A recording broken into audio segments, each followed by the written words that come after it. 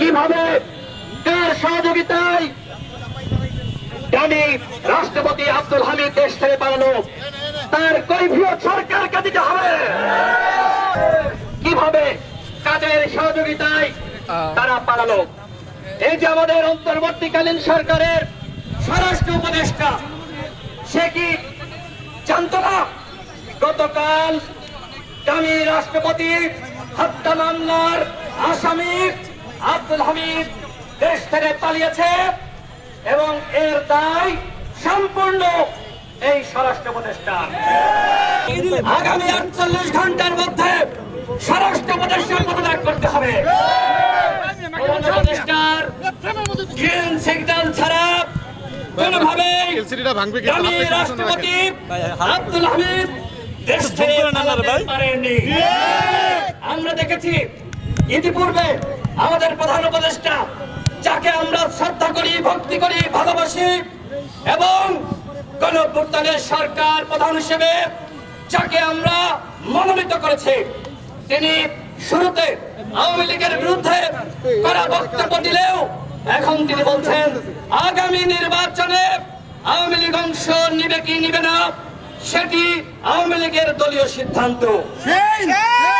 বন্ধুগণ, গণঅভ্যুত্থানের পরে একটি গণহত্যাকারী দল এইভাবে কি নির্বাচনে যাওয়ার সিদ্ধান্ত নিতে পারে?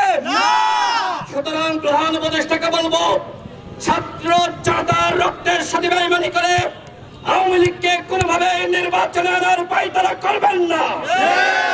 তাহলে কিন্তু তুলে নেব আমরা আওয়ামী লীগের চামড়া। যদি এই রক্তের সাথে বেইমানি করে আওয়ামী লীগকে নির্বাচনে আনার উপায় তারা করেন, তাহলে কোন উপদেষ্টা গদিতে থাকতে পারবেন না। আপনাদেরকে জনগণ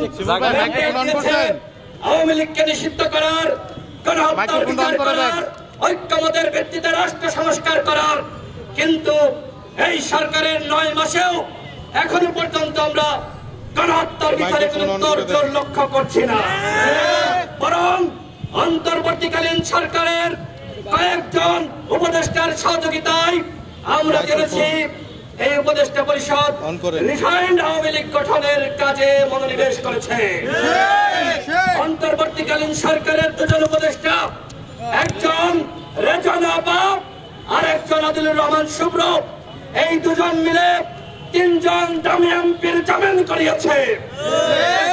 তারা হলেন সাবের এবং মান্নান, আর একজন আমার নিজ জেলা ঝিনাইদহের 2 আসনের আওয়ামী লীগের এমপি স্বামী সিদ্দিকী। এই 3 জনকে তারা আদালতে হস্তক্ষেপ করে জামিন করিয়েছে। সুতরাং বন্ধুগণ বলেন, এই উপদেষ্টা পরিষদ কি জনগণের উপদেষ্টা পরিষদ? এই উপদেষ্টা পরিষদ আজকে আওয়ামী লীগের কাজ করছে। প্রধান উপদেষ্টার উপরে আমাদের শ্রদ্ধা আছে, আমাদের ভালোবাসা আছে, ভক্তি আছে, তিনি আন্তর্জাতিকভাবে গ্রহণযোগ্য।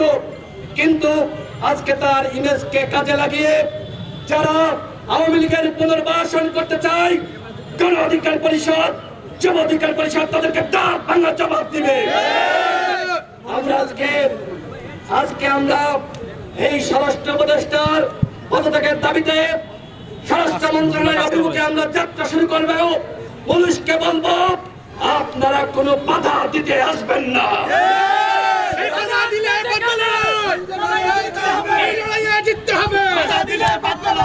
আপনারা আজকে যে চেয়ারে বসেছেন, আমাদের আন্দোলন সংগ্রামের ফলেই এই চেয়ারে বসার সুযোগ পেয়েছেন। সুতরাং কোনোভাবে আমাদের মিছিলে, আমাদের সাহসে বাধা দিতে আসবেন না। যে সকল পুলিশের সদস্যরা আমাদের সংগ্রামের পথে বাধা হয়ে দাঁড়াবে, তাদের পদত্যাগের দাবিতে আমরা আন্দোলন শুরু করব। আমাদের দাবি 3টি। আমরা গণহত্যার বিচার চাই, আওয়ামী লীগের নিষিদ্ধ চাই, ঐক্যমতের ভিত্তিতে রাষ্ট্র সংস্কার চাই এবং আমরা দ্রুত সময়ের মধ্যে আমরা নির্বাচনী রোডম্যাপ চাই। এই সরকার আজকে নির্বাচন নিয়ে তাল বাহানা শুরু করেছে, আর অন্যদিকে রাষ্ট্র সংস্কারের গল্প শুনিয়ে আমরা দেখছি আওয়ামী লীগকে পুনর্বাসন করছে। আওয়ামী লীগকে পুনর্বাসন করার চেষ্টা যে করবে তার দাঁত ভাঙা জবাব দেওয়া হবে।